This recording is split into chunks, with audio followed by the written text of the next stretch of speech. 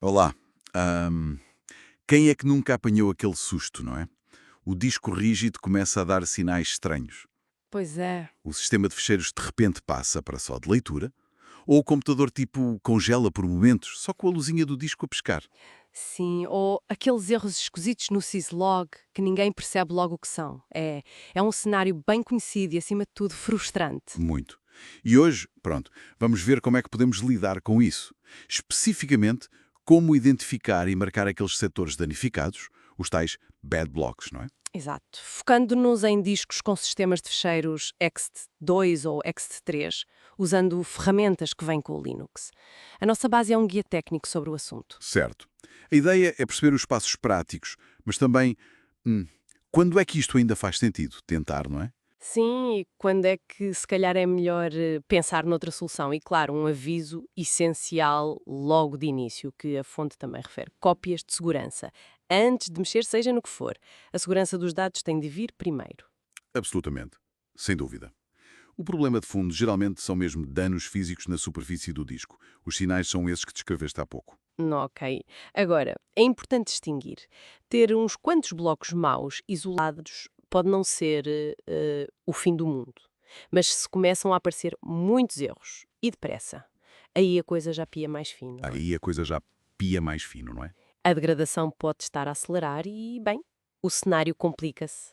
E nesse caso, a recomendação é mais substituir o disco. O guia fala em recuperação profissional, mas isso é algo caro e complexo. E a recuperação profissional é mesmo muito cara e, olha, geralmente só compensa se não houver mesmo backup nenhum e os dados forem absolutamente críticos. Percebo. Para a maioria das situações, se o disco está a falhar a olhos vistos, o risco e o custo de tentar salvar, quer dizer, não compensa, faça um disco novo. Este método de marcar blocos é mais para tentar esticar um bocadinho a vida de um disco com problemas ainda ligeiros. Ok, então vamos imaginar que decidimos tentar. Já fizemos backup, tudo seguro. Qual é o primeiro passo prático para X2 ou X3? Bem, a primeira recomendação forte é arrancar o sistema a partir de uma externo, uma pen USB de recuperação, um CD live, algo assim. Porquê exatamente? É essencial porque se o disco problemático falhar a meio da verificação, e pode falhar, não te bloqueia o sistema operativo principal. Ah, claro. Evita ficar com tudo pendurado. Exatamente. Permite uma análise mais controlada, mesmo que algo corra mal. Faz todo o sentido. E depois de arrancar por fora, que ferramenta usamos para farejar os problemas? A ferramenta-chave aqui é o Bad Blocks. A função dela é basicamente ler, ou até ler e escrever, dependendo das opções, toda a superfície do disco à procura de setores que não respondem como deviam. Ok. Corre-se indicando a partição específica que queremos verificar, algo como, sei lá, devs DSDA1, por exemplo. Guias mais antigos talvez falem em DevHD, mas hoje em dia é mais SD. Certo. E imagino que isto possa ser demorado, tipo, bastante demorado. Especialmente num disco grande ou que já esteja meio coxo. Pode sim. A duração depende de muitos fatores. A velocidade do disco em si, o barramento a que está ligado, a quantidade de erros que encontra, até a carga do sistema. Pois. Por isso é muito importante usar a opção para guardar a lista dos blocos danificados que ele encontrar num fecheiro. Isso é crucial para o passo seguinte. Ok. Então o Bad Blocks faz a lista negra dos setores. Mas só saber onde eles estão não chega. Pois não? Exato. Como é que lhe dizemos para não ir lá mais? É aí que entra o FSK, a ferramenta de verificação do sistema de fecheiros. Para XT2 ou XT3, usamos uma opção específica, a "-l", que lhe diz para ler aquele fecheiro que o Bad Blocks criou. Ah, a lista. Sim, a lista dos blocos maus.